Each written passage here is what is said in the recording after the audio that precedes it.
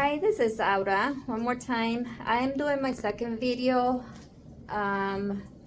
for Unit 6 today. Okay, this is my table setup that I have with me. I have everything on. Also my my boots. Okay, there we go. I don't know if you can see it. Sorry. There we go. Okay, and this setup is for the TNA, the tonsils and adenoidectomy.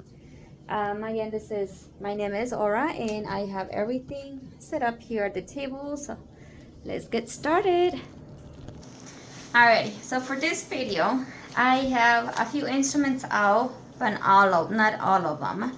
I feel like I'm leaving a lot because the surgery is a big surgery.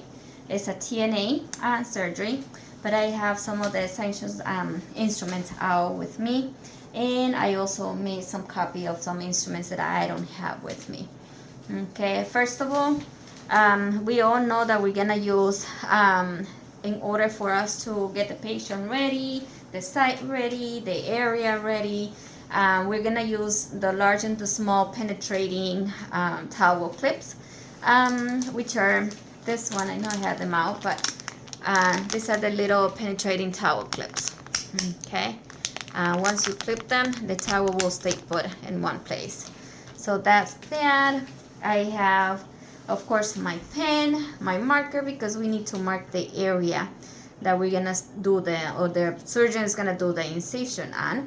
And also it has like a little measuring tape right in there, if you can see it. This is also to measure how big the incision is going to be, and of course to document it.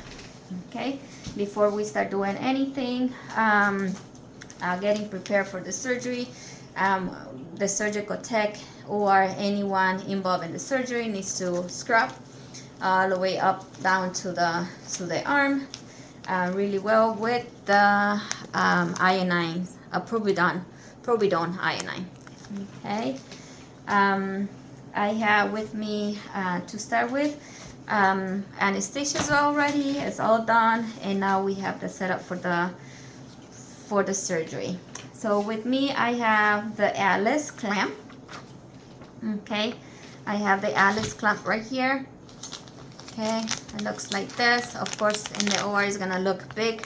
This is just a mini one that we have in here. But the Alice clamps is, okay, it's a surgical instrument with sharp teeth used to hold or grasp heavy tissue. It is also used to grasp a fascia and tissue such as the breast or about tissue. Alice clamps can cause damage, so they are often used in tissue about to be removed. So, and only a tissue that is going to be removed can be used. If not, it will cut or penetrate through it. Okay. I also have right here the St. Clair Thompson adenon forceps. Okay. This is a non-through cutting forceps. This forceps is used to remove adenine tags from the post-nasal space following adenoidectomy, which is the procedure that we're doing today. Okay, this forceps can also be used to remove post-nasal pack, and that's how it looks. Let me turn it around, maybe we can see it better. Not really. So that's that one. This one is a little hard to see, but it has like an opening at the end. Okay. Oh, yeah. Right here. It has like a little opening towards the end. This one is the Fisher tonsil knife. It's widely used to excise or cut the tonsils tissue from the bed during tonsillectomy procedure. It comes in a wide range of variety, length, size, and style to accommodate every patient needs. So it comes for pediatric and also for adult. And it is made from premium grade German surgical stainless steel material, which is really good. Okay, that's that. I have here with me the Mastoben scissor, again, one more time. And where are you? Mastoben scissor. Okay. This way. I don't see it now. I got a miss. Okay, can't find it, but this is the straight mesovan scissor. I used to find the section and to cut. Okay, they are the most frequently slightly curved, and they also come in straight too. A common mistake is to use the mesovan to cut suture, which, you know, it dull the seizure and render the less useful for the section. So only for cutting through tissue. With me, I also have this one it's a difference tool, which I have not seen yet. But this one is the Clear Thompson adenine curate. It's used to remove the adenine tissue and the adenoidectomy, and the surgeon inserts the curettage in the middle line like a dagger with a blade in the downward direction. That'll be fun to see and see how they use it. Okay. With me, I also have the surgical blade number 12, which you can see it right here. Okay, and the surgical blade size 12 is a small pointed crescent shaped blade sharpened along the side, the edges of the curve. It's used to for surgical incision of the artery in a parathoid surgery, facial salivary gland, mucosa cut, in a septoplastic repair of the nasal septum, and during the cleft palate procedure. Right there. The other instruments that I have for this surgery is the McIver. Hope I'm saying it right. It looks like that. Okay. The mouth gad are widely used for mouth opening to expose the surgical area by creating an open and oropharyngeal space and stabilize the patient's head during the surgical procedure of tonsillectomy, and is made from the premium, again, German surgical stainless steel material. Okay.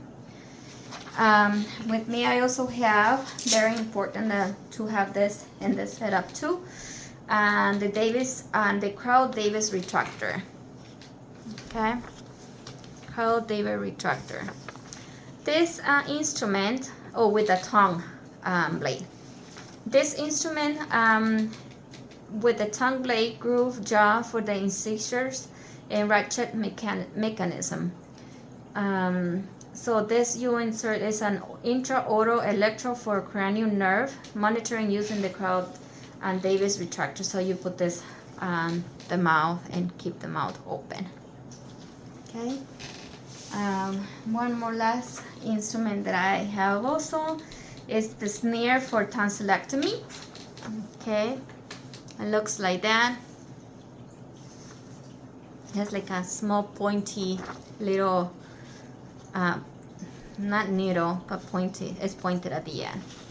Okay, the snare is a wire in a pre-cut to length of 127 mm, pre-formed, and stainless steel wire of 360 grade shaped at each end of to facilitate easy instrument load. So at the end, that's where you put your wire.